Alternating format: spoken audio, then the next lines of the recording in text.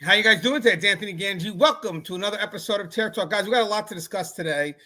We got the update from the Emmanuel Haro conference, and we want to also discuss today the alleged jailhouse confession in baby Emmanuel's case that they said was made by Jake. My guest today is going to be Gary York. Real quick, guys, if you're not familiar with this, it's a horrible offense. Basically, on August 14th, Rebecca Haro reported that her baby went missing after she was trying to change the diaper. Someone knocked her out, said the word "Ola."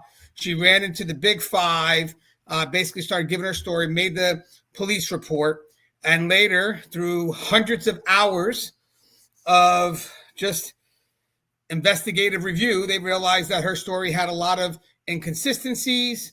And as of right now, Rebecca Haro and her husband, Jake Haro, have been charged with murder. And I believe that happened on August 22nd. There's a lot of stuff that have come up since. Got a lot more clarity through the conference, even though there's a lot left that's unsaid. But there's still some clarity that can provide some good direction going forward. And I want to touch on those updates. But I also want me and Gary today to also talk about this alleged false confession that he made in the prison. Now, the reporter, Brian Enton, I think his name is. Let me just double check. I think it's Brian Enton. Yep. He said it on News Nation. News Nation is supporting the story that he had an unverified source. He wouldn't give who the source was, but that he knows that a jailhouse confession was made. So as the search of the body of 7-month-old Emmanuel Haro continues, sources have told News Nation, Brian Enton, that Jake Haro, the boy's father, spoke to an informant while in jail as part of the Perkins Operation. A Perkins Operation is when an undercover officer or informant poses as an inmate to get information from someone incarcerated. And he said sources told Enton that as a result of the Perkins Operation, Haro acknowledged he killed baby Emmanuel and put his body in the trash. I think the thing is, they said he rolled over the baby when he was sleeping.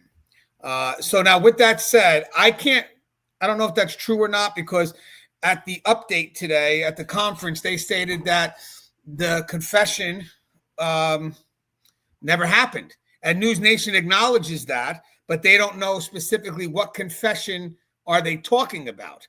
So I thought what me and Gary could do as the show progresses is I want to talk about how this Perkins operation works. Me and Gary are very familiar with it.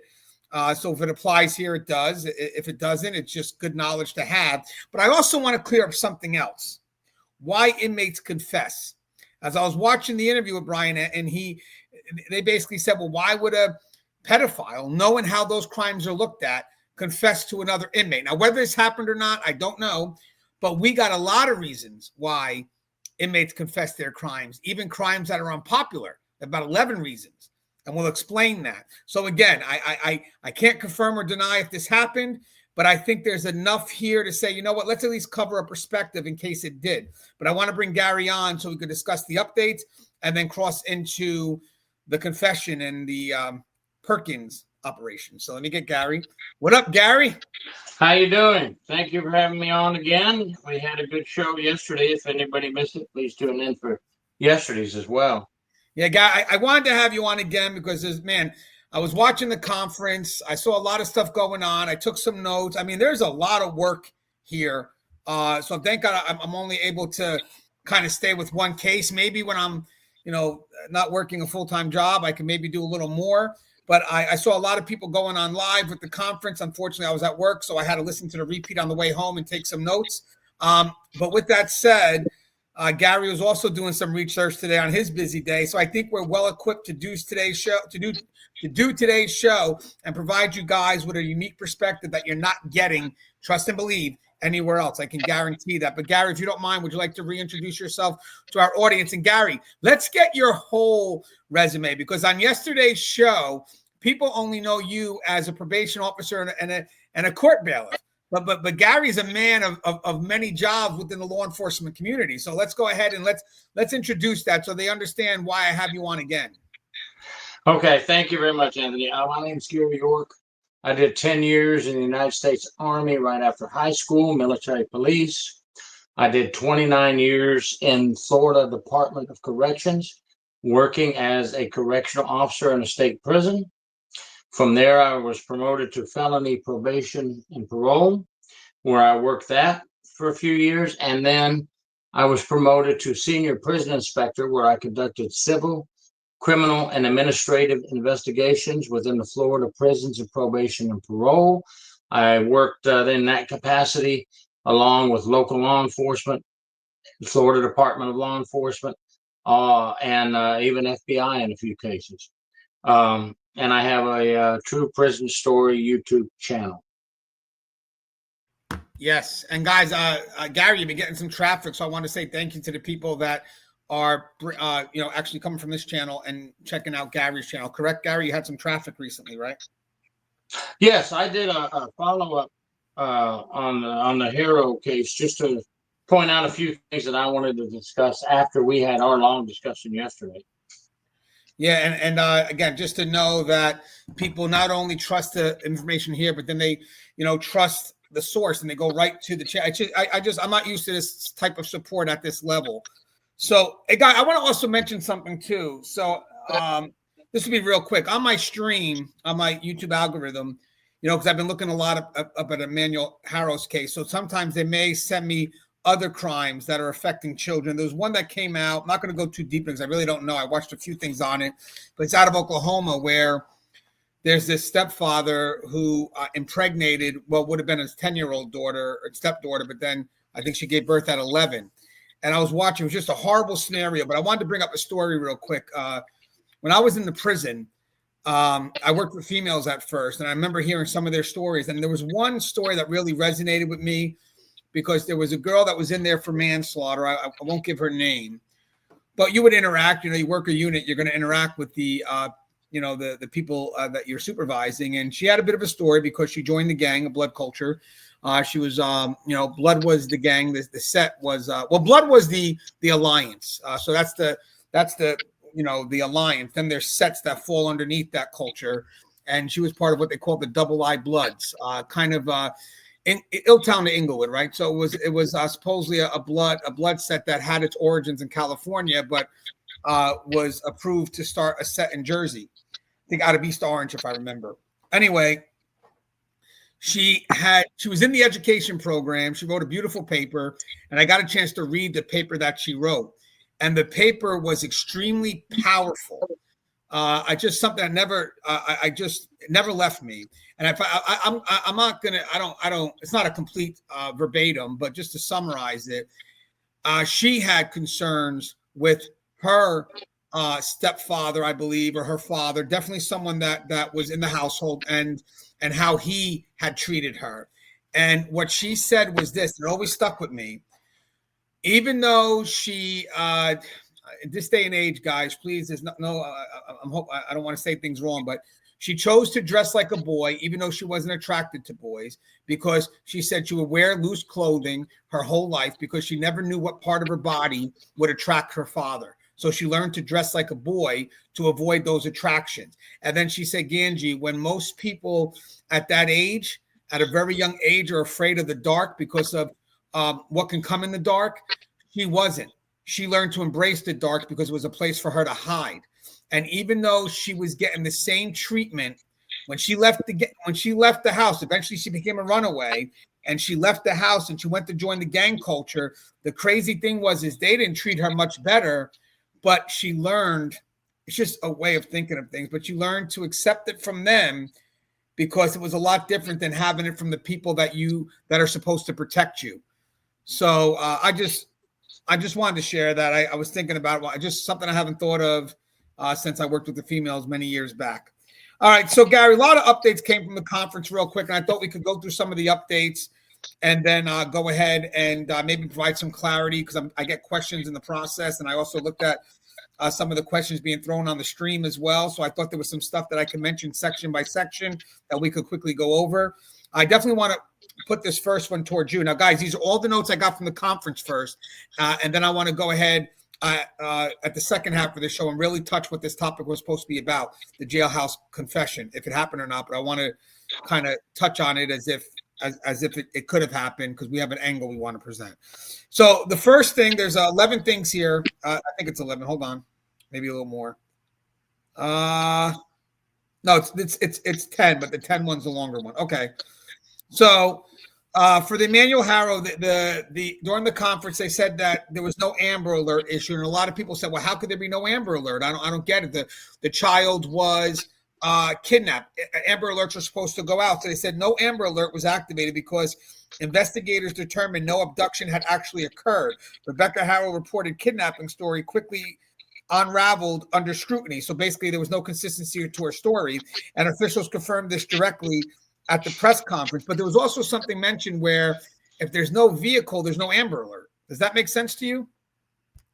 Yes, sufficient descriptive information must be given for an Amber Alert to be sent out. And the criteria is, number one, they have to confirm that there's an abduction, description of the child, location of the abduction, as good a description as you can give of the suspect, the person who abducted the child, and or a description of a vehicle that was used in the abduction. So in baby Emmanuel's case, we have the mother claiming she was hit in the head, knocked out in this parking lot, woke up, the baby was gone. She cannot give or provide a description of any person. She cannot provide a description of any vehicle. Therefore, an Amber Alert, her case did not meet the criteria. She does not have anything to give us to provide an Amber Alert. Yes, missing child flyers went out, but not an Amber Alert. And we have learned that the investigators, as you said, have determined that her story was made up and false anyway. But if anyone's wondering, hey, why didn't an Amber Alert go out immediately? This case and this scenario from Rebecca, the mother, does not meet the criteria needed for an Amber Alert. Yeah, and that was a big question that when everybody thought the story was true, everybody thought what's going on with the Amber Alert, and then people said, "Hey guys, there's no description," and then in the conference, basically there's no vehicle. The story was inconsistent. What Amber Alert can go out? But you're right. When they can't do the Amber Alert, then they wind up. I'm thinking I could be way off, but an Amber Alert is very wide scale, right? So obviously you got to be very careful when you send out what I guess an all call. But they do the flyers because it's going to be more local, and maybe it could just be someone walking away that couldn't have got maybe that far. So the flyers start to go out to at least do something. And while they're doing that, maybe they are trying to determine what do we have here. So so that was something that I think was clearly answered today. And then obviously I wanted to let people know, they talked about inconsistencies in evidence review. So detectives found major inconsistencies between Rebecca Haro's statement and the evidence. Law enforcement invested hundreds of hours into reviewing surveillance footage, because they did have surveillance footage, analyzing phone and forensic data, executing search warrants, processing multiple crime scenes. I mean, before law enforcement says, hey, you're now just imagine this, guys. Just imagine this. I will guarantee you every T was crossed, every I was dotted before they went ahead and said to that mother, your story doesn't make any sense. Would you agree with that? Because you know that's going to be conflict if you're wrong on that. Absolutely. They're not going to hear your story and immediately go, oh, you're not telling the truth, so we're going to arrest you for murder. Absolutely not. You have to have sufficient reason. Okay, so maybe you didn't have physical evidence, but you had enough inconsistencies in interviews with Rebecca and with the husband, with the surveillance videos, and hours of checking out her story. And then you had circumstantial evidence. And everybody knows there's been trials, felony court trials, that went to court only on circumstantial evidence. Now, I believe this case is going to have a lot more than circumstantial evidence when this all is said and done. But they had enough circumstantial evidence to arrest her and her husband. And believe me, they dotted their I's and crossed their T's before they did this, because can you imagine what they would look like if they didn't have sufficient reasonable belief to arrest them. Yeah, including how it was translated. So imagine this. You start seeing all this stuff. There's nothing that matches on the cameras. And you're like, man, and I could picture this. Someone's thinking like, this doesn't work. I have a feeling the mother's not telling the truth. So what do you say? I have a feeling the mother's lying. Well, wait a second. Before you do that, you don't want to call a grieving mother a liar on national TV. So we have to word this better. Well, let's just say we have inconsistent statements and let the public translate what that means. You know what I mean? Because that's what they did. Once they said they had inconsistent statements, the news never said she's a liar. The news just said her statements are inconsistent. There could be many reasons why people provide an inconsistent statement. Nerves. They recall it wrong under pressure. Either way, but I think the news kind of knew. I think the law enforcement kind of knew, but they wanted to be a little gentle, so they said the statement is inconsistent. And then what happened was, the public partners that with the crying, which just didn't make sense because they kind of already saw something wasn't right. And then they said, you know what? The acting with the inconsistency, and the public was quick to make the call. They're lying. So I thought that was I think that was all thought out. I think that was very thought out. They just didn't want to release that. I thought that was very thought out in how they did it. So we got the timeline of Emmanuel's death is a recent update that has been getting some headway. So they said authorities now believe Emmanuel died between August 5th and August 14th of 2025. August 5th was the last confirmed day he was seen alive, but the reported August 14th kidnapping was staged. So I think, to me, I could be wrong, but if they're able to do some evidence and whatever the technology is, if they can confirm how old the evidence is at the scene, and they could determine this is more than this goes further back than the 14th. This is weeks upon weeks old. I think that's enough to start realizing that the story doesn't make any sense. How could the baby have been kidnapped when there's a chance that the baby wasn't even alive at that point? And I think that may be inconsistent. It's going to come out, because if they knew that the death is somewhere between the 5th and the 14th, they didn't say that she's not telling the truth. Like, they said it's inconsistent, but they're still not saying she outright lied. But I think they're leaning towards the 5th. And I think they're going to say, you know what? If there was blood like that, just a messy crime scene that looks like it's dated back to the 5th, then I think that's one of the things that's going to say that's another part of the story, probably the strongest part of the story that showcases a high level of inconsistency. The 5th was a shocker to me. What's your thoughts on that? Yes.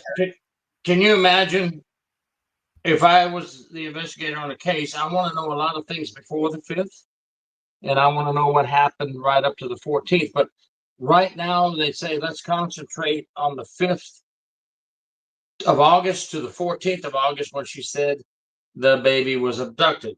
Can you imagine? They've taken all their laptops, cell phones, all their electronic devices, from what I understand, have been confiscated.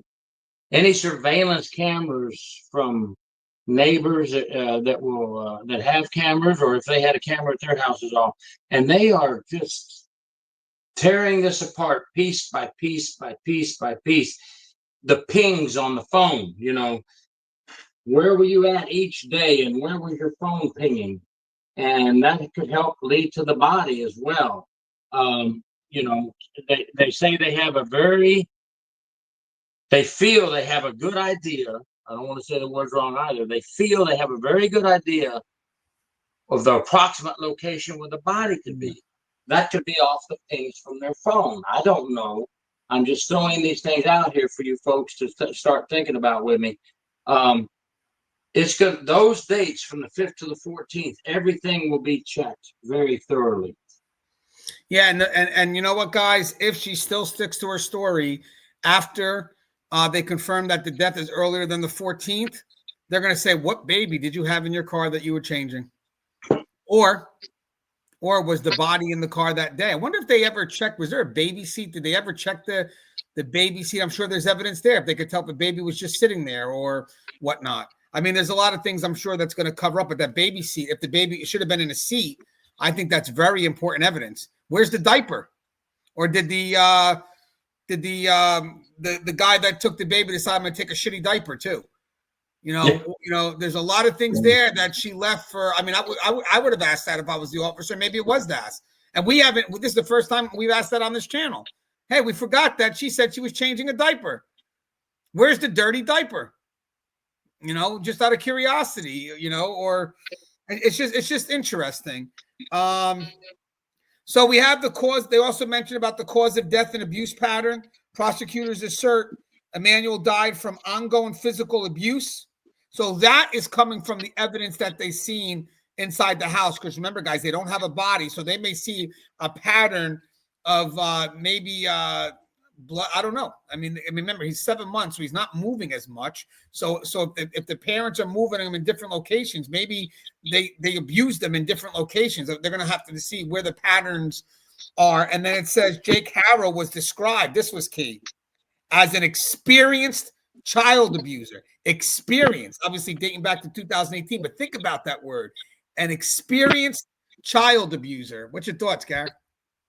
Well, yeah, I think he's not only an experienced child abuser, but I think he's a psychopath monster. That's my words, my opinion only. A psychopath monster.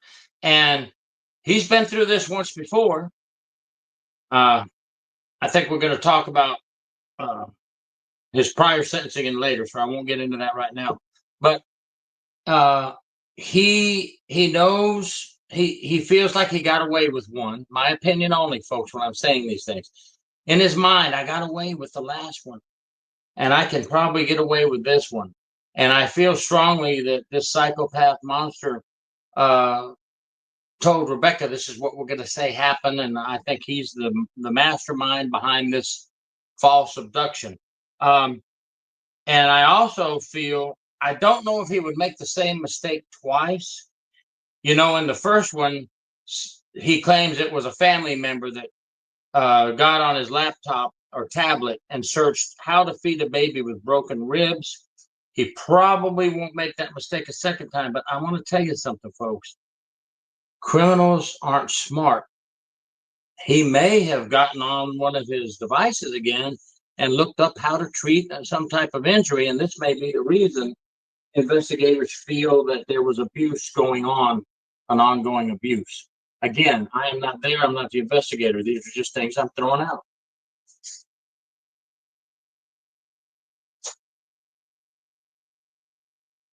You're saying the forensic digital stuff, the other stuff that he searched, tells a story. What's in your searches? So this brings us to the 2023. I saw they started talking about the 2023. There she is now. That's Promise. Real name Carolina or Carolina. That's her as a baby after she was assaulted by this animal. Now, Jake Haro was convicted of child cruelty involving an infant known as Promise. We found out today they did say her name was Carolina or Carolina. The child suffered catastrophic injuries, acute rib fractures, healing anew, skull fractures, and a brain hemorrhage. I mean, this is a sign, in my mind, of punching and throwing. I mean, I could be wrong, but I'm thinking the rib fracture, stuff like that could be punching. Skull fractures could be throwing the person again, throwing the little baby across the room. Neck swelling and tibia fracture. Resulting condition, cerebral palsy from prolonged abuse.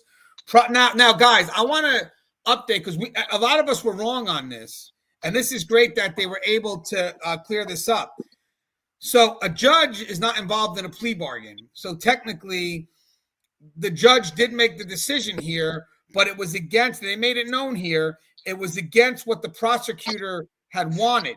The prosecutor did not want a plea bargain, but the judge may have thought that we can give this person a chance. So they noted today, and this was very important, the prosecutors pushed for prison time, stressing the extreme severity of injuries. A Riverside County judge instead imposed probation, 180-day work release, which is similar to community service, as said by the gentleman today. Prosecutors strongly objected. They called it a prison case.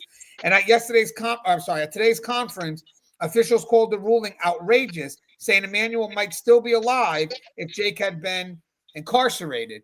And again, they're just mentioning that in general, because I know people would say, well, how could he be alive if Jake was in prison? they're just getting the point across that no other baby would have been harmed. Let's just put it that way. Because if it wasn't Emmanuel, it would have been another kid. So Emmanuel is the name for all the other kids that could have been harmed. Let's do it that way. But so that was a learning lesson for me, because we all thought it was a plea. So I want to apologize for that, but I wasn't the only one. And also, when you look it up right now, it still says that it's a plea through every network. But what's your thoughts on that, Gary? Because that was something that we mentioned, but hey, a bit different. Yes, the media gets carried away sometimes. Everywhere you see it, he pled to. I even looked it up and said he pled. We now know that it was not a plea deal, but let me just say this on plea deal. The plea deal is between the state attorney, the defendant, and the defense attorney. They decide and agree on a plea deal, but a judge can accept the plea deal or deny the plea deal. He's not involved in the making of the plea deal, but I've seen judges say, I don't like this plea deal.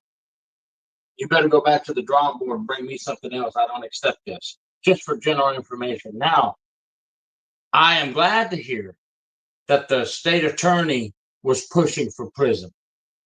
And that makes me feel much better about the state attorney there in California. They wanted this guy to go to prison.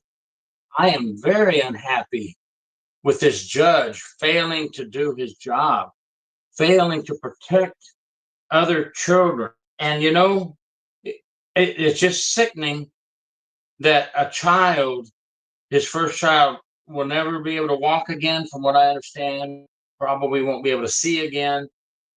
And you saw the pictures. How can you put somebody like this monster on a work release center from a jail? Just unbelievable.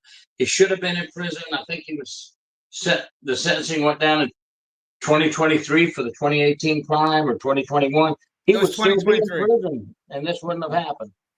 It was 2023. And yeah, so that was, I don't know if we'll ever see the judge being interviewed, maybe later on when all this is done. But now, to be honest with you, I'm sure people after they're watching the conference and seeing everyone speak, I think we have more confidence in where they're going to try to go with this, because they were not, he said, I'm not accepting any plea. We're going to go to trial. So we already know. And plus, you know what's funny? Maybe it was a good thing that we thought it was a plea, because then it let the public know, hey, we don't want a plea. This is ridiculous. So the public could have made a push that makes other people think, hey, you know what? We can't do a plea with this, because in some level of misunderstanding, we learned something today that they don't want that plea. The public's going to want justice. So he did say, we're going to trial. I thought that was really good, and gives me confidence moving forward.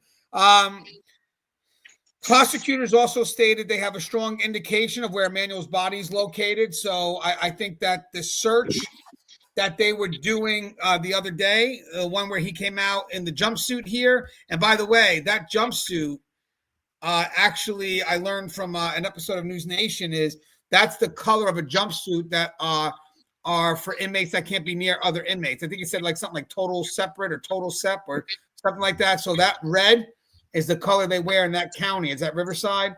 That says that inmate can't be around other inmates. That was an interesting fact. And the exact location still remains confidential for investigative reasons, and he mentioned that.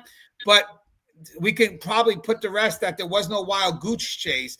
They had reason to believe that the body was here, and they were trying to find it, because he would have probably said in today's meeting, he wouldn't have said we had confidence. Today he said we have confidence. So I'm assuming they were where it should be, but maybe nature got their hands on something. Because maybe the dogs targeted something, maybe. I don't know. But it's just not where it should be. What's your thoughts on that, Gar? My thoughts on that are, I talked earlier, maybe they have some type of evidence that led them to that area, such as phone ping off the phone towers. Could be. Maybe they have a witness who doesn't wish to be named at this time that says this is a place where he likes to hang out in the woods. You just never know what led them to that area. We could give a lot of reasons of things and possibilities that led them to that area. I'm sure we'll know before it's all said and done why they went to that area first. But I do want to say one thing. We call that red jumpsuit keep separate here in Florida anyway in our jail. And keep separate can be from one inmate, two inmates, three inmates, or all inmates, which Anthony mentioned. He is on a keep separate red jumpsuit from all inmates. So we call it keep separate here. And then we have it recorded for all officers to see who they are kept separate from. So now I got the next part I have is the charge, bail, and court proceedings. So they did mention that. So Jake Haro, I have listed as 32 years old. Rebecca Haro is 41. So there's a 9-year difference. Maybe you guys can confirm if that age is correct, but that's what keeps on coming up. They both were charged with murder with malice, charged with filing a false police report. Both held on $1 million bail, which is the most that you could do for the murder charge. Court update. They appeared on August 26, 2025 with a public defender, but now there's concerns with conflict because they're saying one may not be able to be represented by a public defender because of conflict. And then the arraignment continues on September 4th, 2025 due to that conflict. And there's going to be no plea at this point. There's no plea entered. And then I wanted to talk real quick about the emotional and public response. So officials stress there's nothing worse than harming a baby. They noted widespread public support and grief for Emmanuel. And they also emphasized that this tragedy could have been prevented if the earlier sentencing had been different. Now this is going to bring us to our main topic, the jailhouse confession. So Gary, let me read a little something real quick, and then we're going to go to where the heart of the dialogue was meant to go to today, because we set this show up, me and Gary, this morning. Then we found out that the story was being contested. Then News Nation is still backing the story. So me and Gary said, you know what? We can't verify if the story happened or not, but we planned. We had so much information about Perkins, the Perkins operations, just a lot of things that we thought you guys would find interesting. But the big thing is me and Gary wanted to break down why inmates may choose to confess, because there was something that the news said that I totally disagree. And as I said, no sex offender would confess their crime. And I want to explain something that actually involves the media and why they may. But real quick, just to give you an update. So Jake Haro, this is being reported through News Nation. Jake Haro reportedly confessed to killing Emmanuel and putting his body in a trash can in their home, according to News Nation Brian Etten. Now, you always got to be wary, guys, because some people may run with an unverified source or say it's an unverified source because there's no way to prove it's not, because they can get a click. Because I've been watching stuff, guys. I've been looking at a lot of stuff. Now I'm a little bit more involved. There's some stuff that is out there that, I mean, like even this case that I know is not accurate. I don't even bother clicking it. But there are people that are chasing it, and some of those people, give out wrong information, and they do it for the click. And here's the funny thing: a lot of people don't read past the headline, so a lot of people don't even click, and they run with what's on the headline. So even if you do say something that's false, but you want people to click it and then clear it up, they don't click it. Same thing with an article. You write an article, you put something on top to get people's attention. Nobody reads the article. They just go, what's on top? So guess what? Oh, you may have been great. Yeah, sure, you clarified it, but your video wasn't being clicked. Or no one was reading your whole article, where at the very end, you finally say, oh, by the way, this was unverified.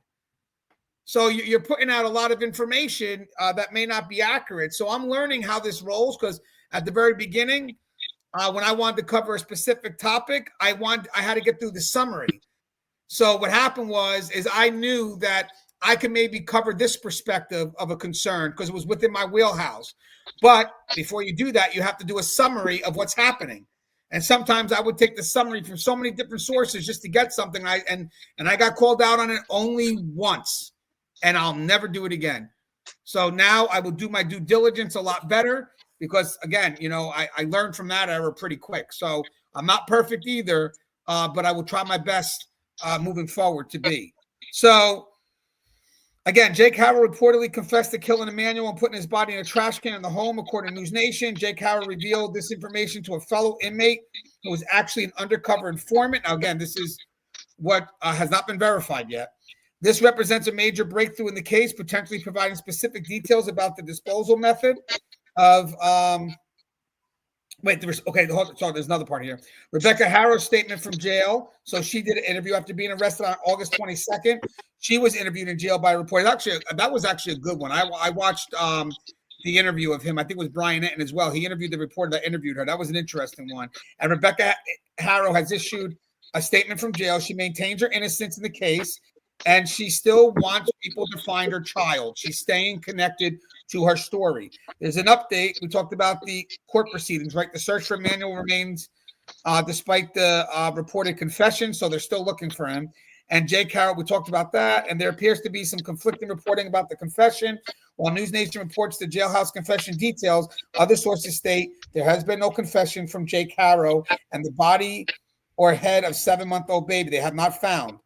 Newsweek, this discrepancy should be noted as the information continues to develop. But now, this is what we wanted to talk about today. So first, Gary, if you don't mind, you're very familiar with Perkins Operation, correct? I used prison informants during my 12 years in internal affairs. Yes. So would you mind? I'm going to read. I have a real big summary of what. Again, I go by the questions that I see, and I try to answer all the questions. So I have two things I want to give before I ask you the questions for related to. But I do want to give a quick little summary of what I found out about the Perkins operation. So guys, I want you to bear with me because I'm going to ask Gary questions in a little bit on this, but I just want to read the summary first. So there's a case, People versus Perkins, that happened in California Supreme Court. In that case, law enforcement placed an undercover officer posing as an inmate into a holding cell with Donald Ray Perkins, who was suspected of murder. While talking casually with what he thought was another inmate, Perkins made incriminating statements about the crime. His defense later argued that this statement should be thrown out because Perkins hadn't been read his Miranda rights before speaking. The court ruling was the California Supreme Court, later supported by U.S. Supreme Court precedent, decided that Miranda warnings are not required when a suspect speaks freely to someone they don't know is a government agent. The reasoning Miranda only applies to custodial interrogations by known officers, not casual conversations with someone the suspect believes is a peer. Because of this case, operations where undercover informants or officers posed as inmates to get suspects talking are now commonly called Perkins operations. Now, a Perkins operation is a jailhouse sting attack where undercover officers or informants pose as inmates to gain a suspect's trust and extract incriminating statements. How it works: placement. Undercover informant is placed in a close contact with a suspect, maybe somewhere where they have a frequent interaction with them, because I believe it's usually an action based out of routine, so the trust can be built. Then there's a rapport building, casual conversations about family, charges, or war strategies open the door. Information extraction, informant steers the torque towards the crime. Suspects may disclose some details. And documentation, conversations are often recorded or reported verbatim for prosecutors. Now, here's the legal issue. Allowed if done before a suspect formally asserts their rights to counsel. After that, it can violate the Sixth Amendment. Courts allow it if the informant doesn't directly interrogate, but simply listens and steers conversation. That's important. And controversies. Reliability. Jailhouse talk can be false, boasting, not true confessions, and because people do brag, and believe it or not, they claim crimes they never committed just for some type of ego or just reputation. Entrapment concerns, defense can argue suspect was manipulated because, hey, you put this person in there and then you coerced the person to try to get stuff from my client, so that's been argued. And ethics, critics question if it preys on stress and fear inside the jail. That's why the person that's the informant has to be a very passive listener, can't come off as intimidating, can't come off as aggressive. And the last part I got on this, Gary, and then I'd love to ask you some more. Oh, wait, no. Then we're going to go into why inmates confess to other inmates. So, Gary, there's a lot there, and I have some questions as we move forward on the Perkins. But if you would like to give anything in general here, and we're going to revisit it again as we get to the questions we're going to discuss in a bit. But out of what I read, you said you ran some Perkins operations, correct? Yes, we called them confidential informants. We didn't use the word Perkins, but I will tell you how we had to do it. And I'm sure it's pretty much the same across the country, maybe a little variation. If I wanted to use an informant and have the informant wear a wire so we could record the conversation, so we can had something legitimate other than just a person testifying, this is what I was told. First, it has to be cleared by the state attorney. You have to go to the state attorney, or I did, and say, this is a case I have at Charlotte Correctional Institution, Florida. I have an informant I would like to use. This is what we got. This is what you have so far that we found out. And the state attorney has to approve that I can use this informant. Okay, so they sign off on it, and then they give me a form. I have to get with my bosses then, as an investigator, with my boss at the regional office and the Tallahassee head office. We have attorneys as well in our prison system that represent the Florida prison system. Everybody looks at it and says, okay, state attorney agrees, we agree. Then I have to get the informant in and have them sign the form that they're willing to work this operation and go in as a confidential informant. And then we have to make sure this confidential informant is as secure as possible, and we have an emergency outlet for that informant. Obviously, you can see why. What if somebody suspects him and they start to beat him? He has to be under surveillance at all times so we can get him or her out of that prison cell immediately. And if that happens, of course, we've blown our cover on the informant. You don't want that to happen, but I'm just trying to fill in all the blanks for you. Yes. And so, Gary, I got a couple of reasons here why people confess. When Brian Enton was having the interview with the lawyer today, or I watched it today, I don't know when it aired, I watched it on YouTube. So they start talking about reasons why inmates confess. And as I said earlier, one of the things that they said was that sex offenders, especially ones that do crimes that are really not well received, don't confess and all this other stuff and or don't talk to other inmates. It's not true. They will tell other inmates, but there's reasons why. And I wanted to get that out there because, again, I don't know if this happened or not. They're saying it did, but some people are saying it didn't.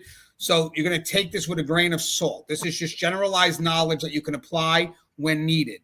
Now, the first part here, I don't think would apply immediately with Jake Haro, but could in something he did after. And I'll explain that. So you got bragging rights or outsmarting authority. So some inmates confess to show off, not just to look tough or dangerous, but to act like they outsmarted police or investigators. So talking about the crime becomes a way to elevate themselves. I pulled this off and they still can't touch me. This ego-driven bragging can make them careless with what they reveal.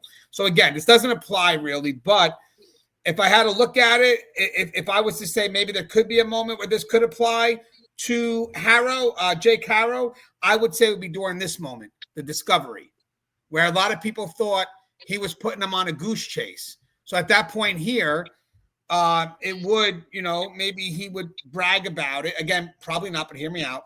If he was going to brag about it, this would be the moment to brag about it, because then he could say, hey, listen, I brought the officers out here and it's not even over there. They're never going to find this body. So again, highly unlikely, but if this would fall into his case, I don't think he'd brag about killing a baby, but he could brag about, hey, you know what, they never find the body, and I got him looking over here when the body's really over here. So, and again, remember, if this was really happening, this is someone that he's building a rapport with. So this is not just him randomly talking to an inmate. It's very well engineered. So the person builds a trust. And mind you, in prison, if he doesn't have any contact with anybody else, which was another concern here, how could this happen if he's not supposed to have any contact with anybody? So that would automatically be questionable, not just by us, but by Jake himself. What the hell is this guy doing here? With that said, if we want to believe the story, it would be some level of a constant rapport building that would somehow lower the guard, and then most likely, without even that inmate that's the informant asking, they start to volunteer it as a way to, and I'll get to it, but more as a way to kind of clear the air, and I'll explain that. But Gary, there's 11 of these. You want me to go through them all, or do you want me to go through one and one and stop each one? It's your call. Or do you want me to do them all real quick? Do them all, and then you want to give a little general everything? Yeah. Okay, I appreciate that, because then we got the questions after that. I also put need for and you could stop me along the way if there's something you want to add specific to the one I'm talking about, please.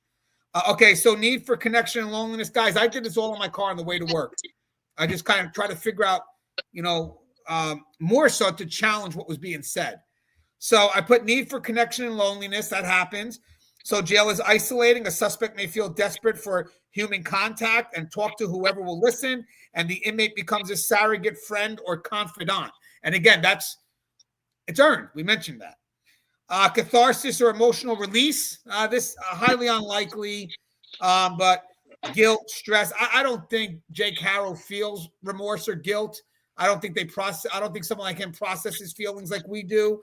So I don't think that this would apply. But you could have people that maybe their murder is more situational, or the harm that they did is more situational. They're actually not a bad individual, but they got caught up in a moment of emotional outrage, whatever, emotional rage. So they could maybe, when everything calms down, they feel emotion, they feel guilt, remorse. Those are two very strong feelings in an isolated setting. So guilt, stress, fear built up, and talking about the crime provides psychological relief. Sharing becomes a way to unload the weight they're carrying. That makes sense. I don't think that's about Haro. Usually when you look at someone that could beat a kid like that, kids are very vulnerable. That's beating someone that cannot defend themselves. To me, sexual predators are the worst type of people out there because they truly do not have empathy.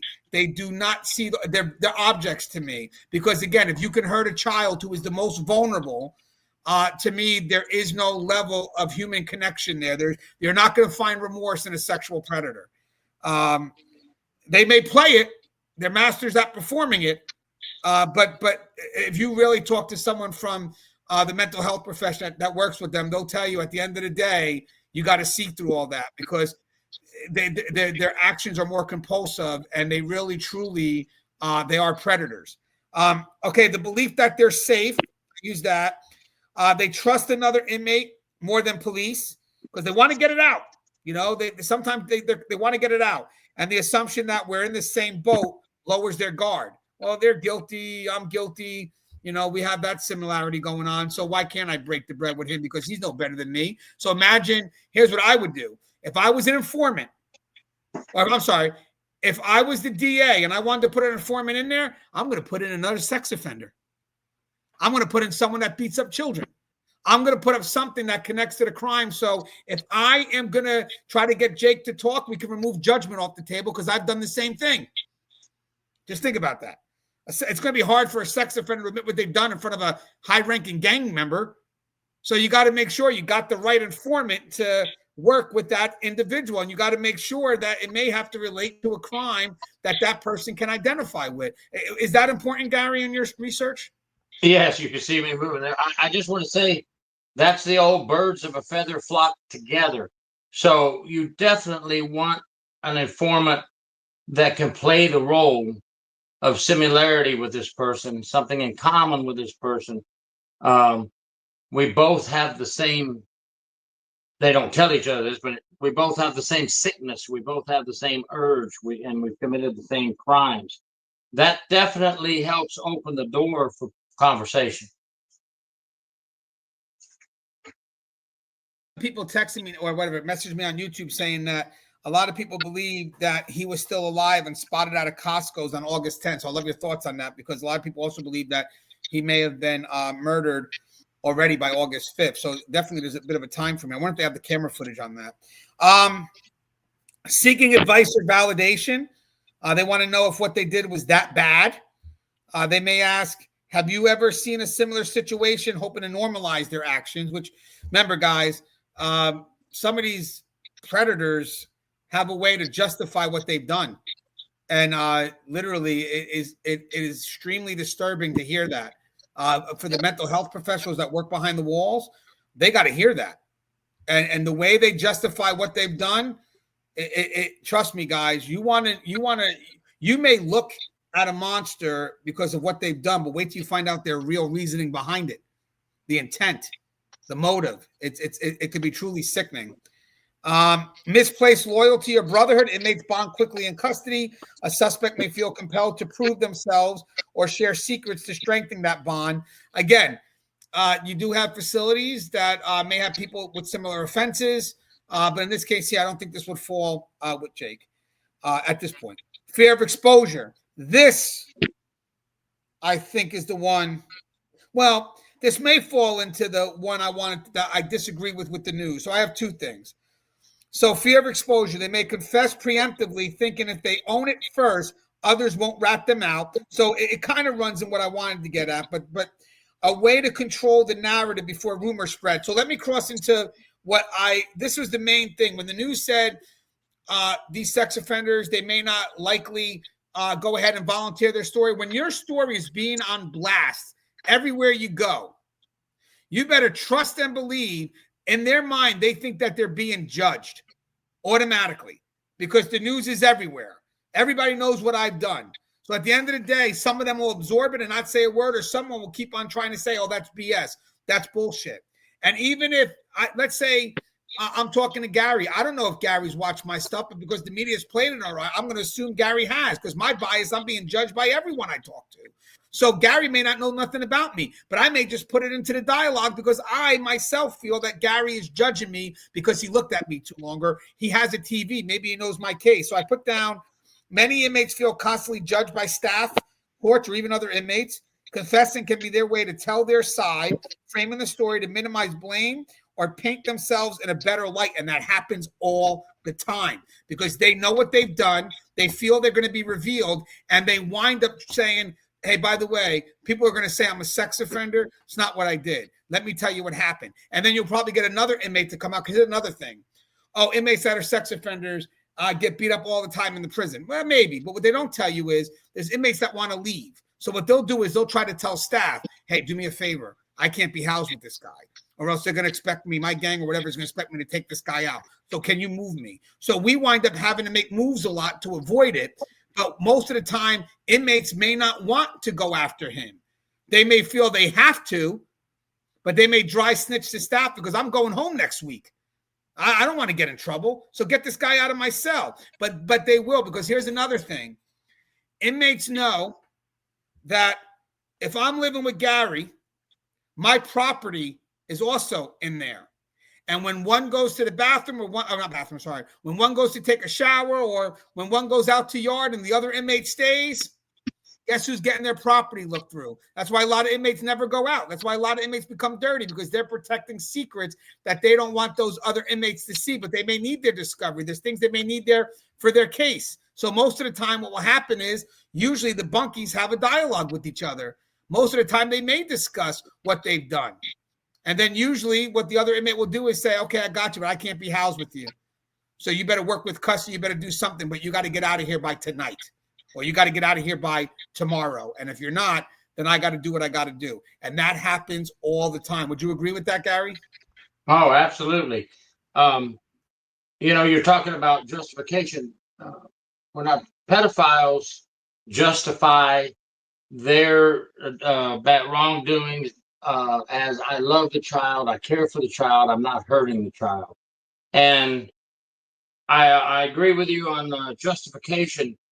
My story's out there on the news, and Haro may be, if anything is true about him talking about his case, if he does talk about his case, he may be trying to say, let me get my side of the story out before this spreads too far among the jail population. I agree. And the last three I have here is testing the story. Some suspects confess pieces of the crime to see how it sounds or how someone reacts, almost like rehearsing their story before trial. And then the manipulation attempt, sometimes a confession isn't truthful. It's meant to mislead, which we thought that could have been the case. Mislead, plant false details or gain sympathy. They may try to use the inmate as a pawn. And belief in confidentiality. They assume conversations with another inmate are private and won't be used in court because inmates don't believe in snitches. That's all they do, guys. Inmates snitch all the time for whatever motive, but they snitch all the time. Snitches get stitches. And I know in the inmate channel, they may say, oh, inmates never snitch. You just don't know about it. But they snitch all the time. It just depends on, you always got to ask, why are you giving me the information? Because there's always a reason why. And again, they assume blah, blah, blah. This dangerous misconception makes them far more willing to share details. Okay, now, Gary, I got some questions for you. So we're going to try to go through these. So Gary, there's 17 of them. So some, whatever you got to do, I know some may require a little bit more. Some, if you want to speed through, it's your call. But I'm going to basically give these to you like last time. If I have a comment on it, I'll add. But for the most part, Gary, the first question, I feel like it's Jeopardy, but now mind you guys, I want to thank you guys for sending me this stuff because I'm going through the comments and I'm also going through what was said on the live feed and I'm building the questions on what I feel is being asked in the moment. So this could apply to the case if this turns out to be true. So you got all this knowledge in the world. And even if it doesn't apply, you still got all this knowledge in the world. So on Perkins operations, okay, so this is going to be focused strictly on the Perkins operation. So Gary, as a retired prison inspector, what's your view on Perkins operations? Necessary investigative tool or a very risky overreach? Every case is different, and every case is determined by not only the investigator, but the state attorney and everyone together on whether this is a case that would be good to have a confidential informant. Obviously, I've had a lot of cases with drugs coming into the prisons. And staff and maintenance people and people on the streets bringing drugs into prison. And we didn't use a confidential informant on every case. We can't.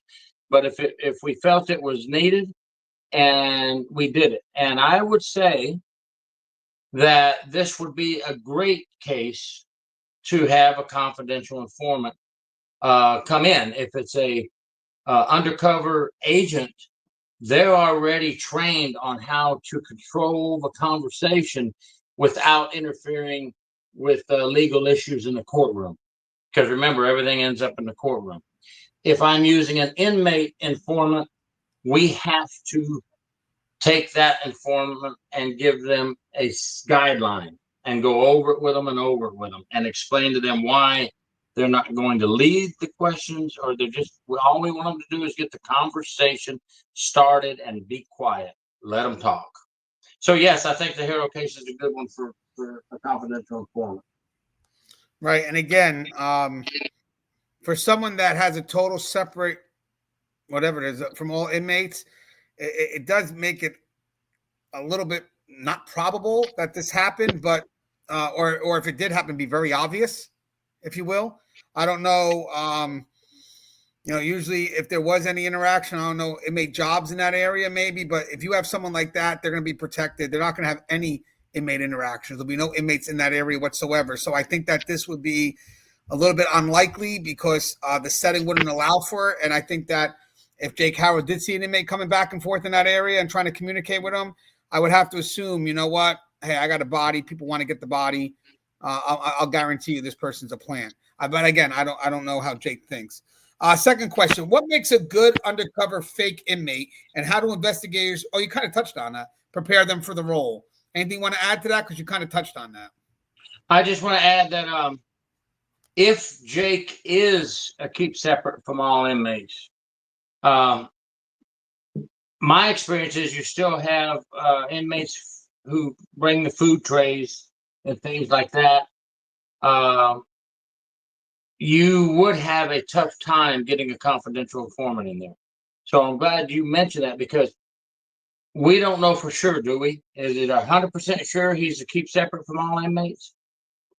That's what I was told, yeah, because one of the interviews from News Nation, they said they could tell because this uniform right here is only given to inmates that have total separate. Well, if that's the case, you can't do it, but it is a great case for an informant. I still stand by that, if we could get other inmates around him.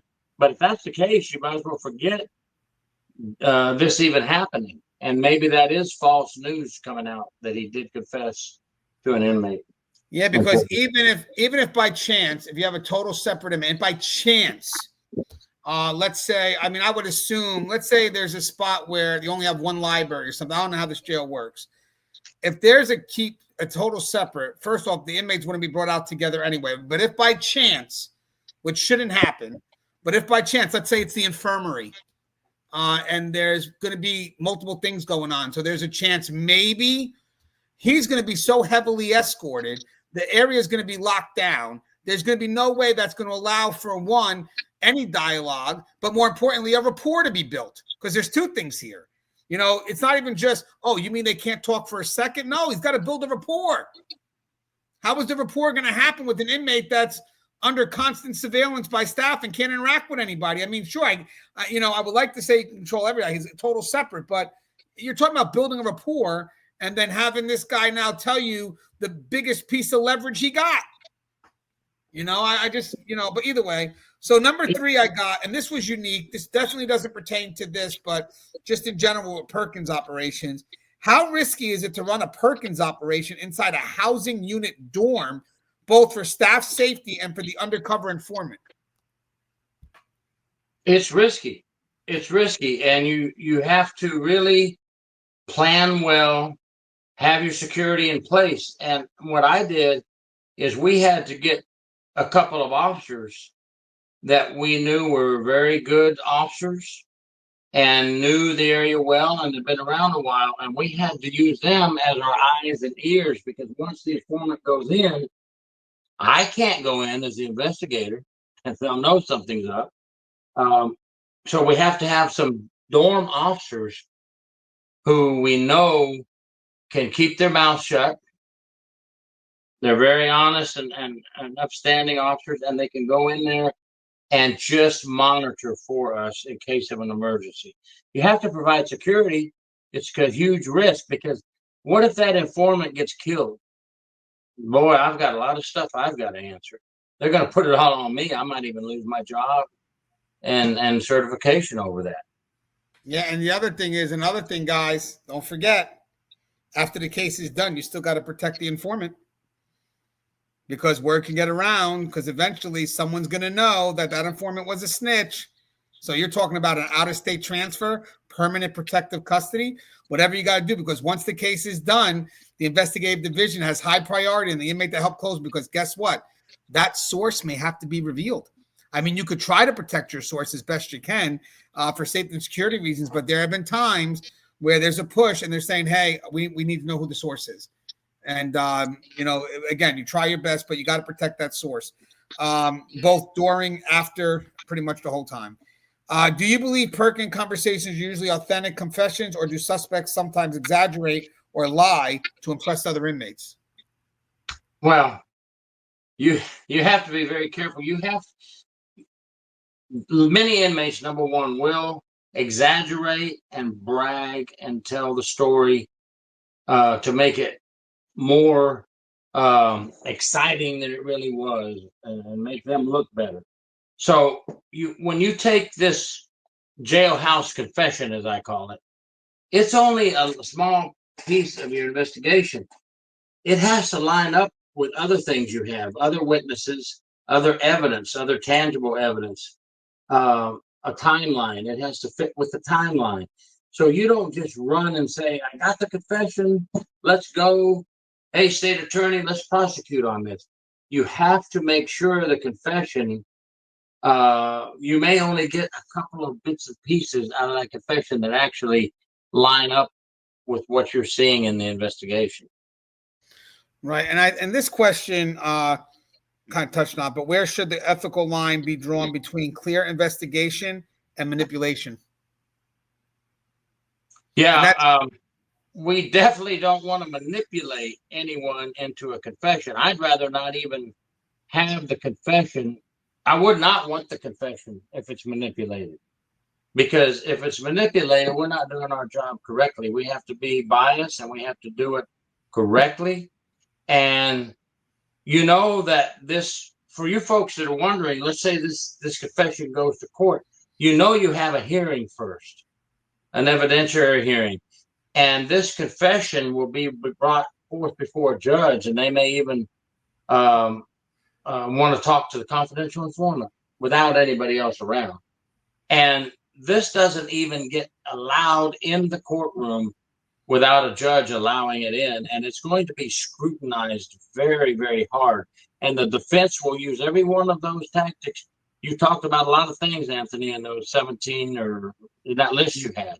And the defense is going to use that to get this thrown out. So ethically, it will be scrutinized very hard. I can guarantee you that. And a judge will decide what comes in and what doesn't. Hey, the judge may even only allow one sentence to come in, or none of it at all. And then now I want to focus a little bit on Jake Haro's alleged confession. We have 4 questions here related to that, and then we're going to go to Rebecca's interview. So if Jake confessed in this way, so let's say this happened, saying Emmanuel was killed and hidden in a trash can, how much weight does that carry for prosecutors even without a body? Can I mention something before this? So you got to realize something. You have to treat every confession, even if it's false, as if it's real, which means that Jake has a lot of power here, because ultimately the police can't afford not to run on anything he says, because in the end, if they miss one thing, it doesn't matter if 99 things were false. One thing I would do, though, is I know that he's going to want to take out those day trips, right? Because we're going to need him out there. I'm not going to have him communicate with anybody from the outside at this point. His communication to me is going to be cut off, except maybe for the lawyer. And the reason being is because, and I don't know if this is even something that they're doing now, but I definitely would for safety and security. We're trying to find out where this body is, which means that I'm going to have to take you in and out of this facility. And I don't want you getting caught up in the routine where you can now make a phone call and have a planned escape happening. So if I know there's a chance that you're going to be coming out in and out of the facility and you're popping out these, oh, he's over here, he's over here, he's over here. And each time we got to go check. And what happens if I get to a point where I got to bring you out each time I go, then I'm going to cut off a little bit of your communication with the outside world just to protect the integrity of what we're doing. And again, if you're the media there, got to be careful, man, because when they're doing this and they're trying to do it private and you guys start bringing all the attention there, you never know. You can have a Haro sympathizer. You could have somebody there that's going to wind up causing a risk for everyone who's trying to do this a bit undercover, but that's that part. But what's your thoughts on that, Gary? Well, I'm going to go back to the one, I think before you went into that, you talked about the trash can. You have to find that trash can to help the case. Anytime a confession comes out, and if it is true that he said this and that he used a trash can, we need to find that trash can, obviously. We have to tie things together. We have to put the story together for the judge and jury. So every time something is confessed, we must go find tangible evidence to put with that confession to help strengthen that confession. And Gary, at this point, how vulnerable is law enforcement when someone does have the knowledge of where that body is, and now technically we're reacting? Right. We're reacting. We have to keep our cool. We have to stay calm, and we have to make sure we make the right decisions. Of course, we have to. We can leave no stone unturned. We have to check every little possibility, every possibility. If we don't do that, we're not doing our job. All right, I got. Let's see. Some of these questions we answered, Gary, so I can skip through. But I do have this one here. From your correctional experience, do inmates sometimes confess? Oh wait, no, we did that already. Hold on. All right, no, let's go to Rebecca. Some of these questions we answered, guys, so bear with me. Let's go to number. So this is about Rebecca Haro. If Jake confessed alone, how does this impact Rebecca's defense? Could prosecutors argue she still participated in cover-up, or could her attorney now argue she wasn't directly involved? Well, the problem is her story on the 14th is going to be a big thing about how involved she was. That's all I'm going to say. But what's your thoughts on that, Gary? Well, when she gets on the stand, the state prosecutor is going to tear her to pieces on her story. She's already told a story, so now they have a lot of ammunition to use against her when they question her on the stand. But her defense attorney may tell her right now, keep quiet. We're not going to say another word. Okay. And I mean, sometimes the defense attorney will say, go ahead and talk and tell what really happened because it's in the best interest of the client. Or the defense attorney knows she just needs to keep her mouth shut. We don't want her to open her mouth. We don't even want her to testify at the trial. So it depends on what your attorney wants you to do. and how the attorney wants you to proceed with your case. And if she doesn't follow the advice of her attorney, then she's going to float on her own and she'll sink. Yeah, and guys, by the way, it's a very smart move to charge them both with murder because, you know, it would kind of motivate. If Rebecca wasn't involved, it wasn't involved in the actual killing. When you don't discover the body, they're not going to know that. So they're going to make the safe determination that, well, you know what? You know, if we can't get one of you, we'll get both of you. This way, it's a more fair trial, right? Because you can't, if I don't have the body, and let's say she decides to say, well, Jake did it, can't prove it really, because then Jake could turn around and say, you did it. So you know what? Screw that. We'll charge you both. But once you find the body, then maybe there's some evidence there that can lean more towards one than the other. So if Rebecca's still continuing with her story, I think if Jake is the one that's, you know, showcasing where the body may be, and maybe he is being honest, I don't think he may be doing this in benefit of Rebecca. I really don't see that. I think that he may also be thinking, you know what, if I get released to the outside world, what kind of life am I going to have? I've been centered on the news. You know, it's not going to be safe for me out there. So he may find that, you know what, maybe this is where I need to be. And not because it's the right thing, but because he's going to go into self-preservation mode. And am I wrong with that? I don't think so. Because I've seen a lot of people that rather be away from the world and locked in because they don't want to face the judgment when they get released. And that's why a lot of people, you know, oh, everybody wants it. Maybe, but some people realize, you know what, if that freedom gives me this level of judgment that I can't just, I can't deal with that, they rather be sitting there amongst people who have done the same thing than go outside and be judged. And I don't think that's that far off of a conspiracy. But for here, could prosecutors argue she still participated in cover up? As I mentioned, I think Gary would agree. I just said it before. Guys, she's the one that put her face out there with the false narrative. It wasn't him. She's participated. They're both going down. Now, which one is going to go down harder? The one who actually killed baby Emmanuel, but she's going to go down hard as well. But I think they both realize they have met their match. They're at the end of the line. They're both going to go to prison. That's my final. I agree. I just think it's so, you know, they're always going to want the people that actually did the murder. They want that charge to happen, and they're going to have the evidence decide which one they're going to flip. But I will tell you this one: if there's still evidence, but it can't really, it's still circumstantial, but they do believe that Jake is the one that did it. Jake is not going to be allowed to flip. It's either going to be Rebecca getting a bit of a deal, or they both go down. Right. Jake is not going to get a deal. No, if the evidence points towards him. I don't think there'll be a deal for Jake. No. Yeah, wherever the evidence points, whoever they feel did the murder won't be able to blame it. If the evidence points more towards one or the other, they don't get the deal. It's just either going to be the one person who is involved but not as heavy, or they both get caught in. And okay. I probably should say this. Excuse me, California. I have a lot of friends in California corrections and out there. But let's just pray we get a judge that is a little bit more stern and a little bit more has a little more strength when it comes to these cases, and not like the last judge.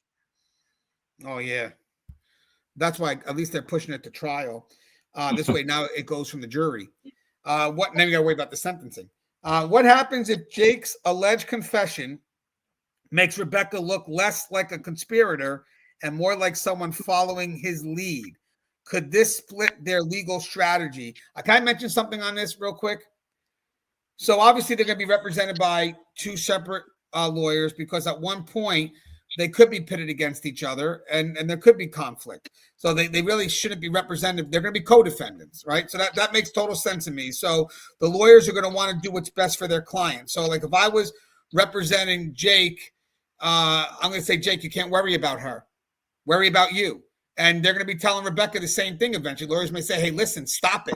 Work with them, you know, because right now you're protecting him and who knows what he's doing. We don't know. So there's a lot of pressure that comes from the unknown. Now, granted, when they talk about someone that's being influenced, I want to mention something here. If there's a chance to escape and you don't, like here, you're out in the public and you make a false narrative, you can't, he forced me to do it. No, you still did it. So all I need is to admit that you did it.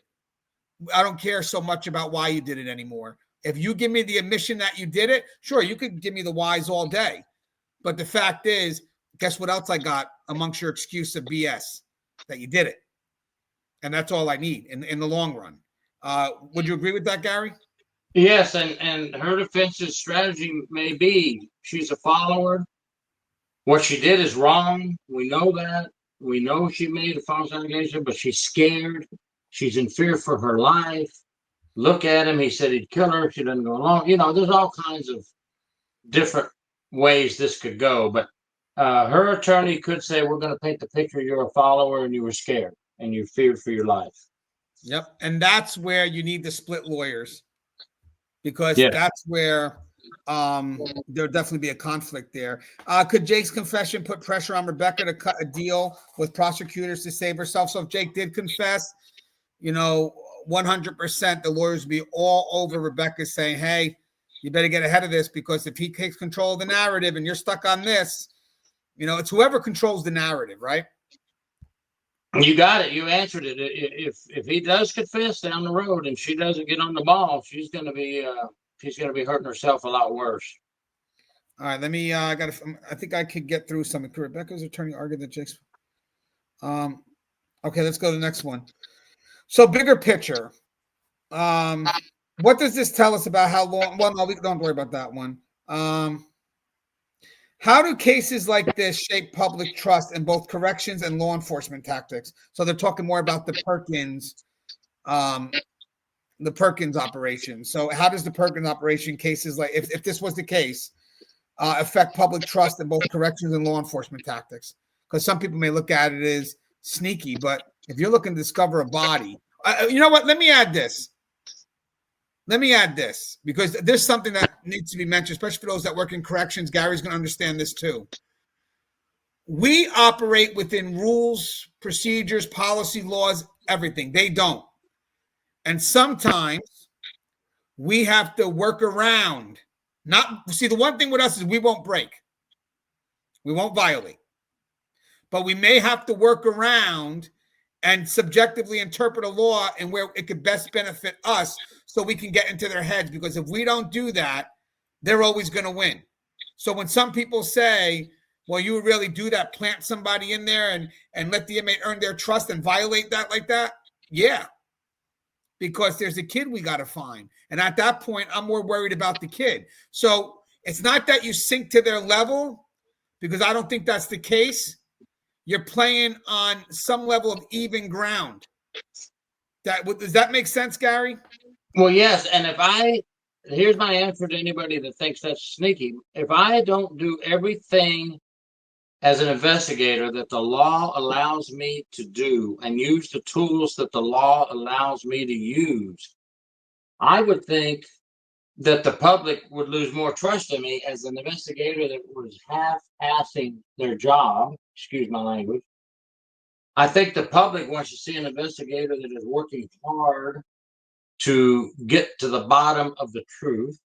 As I said earlier, we have steps along the way to get rid of any evidence that is not allowed in court through the judge's evidentiary hearing, through the laws that are there to protect people. You're innocent until proven guilty. Even in this case, folks, these two people, Jake and Rebecca, are right now innocent until proven guilty.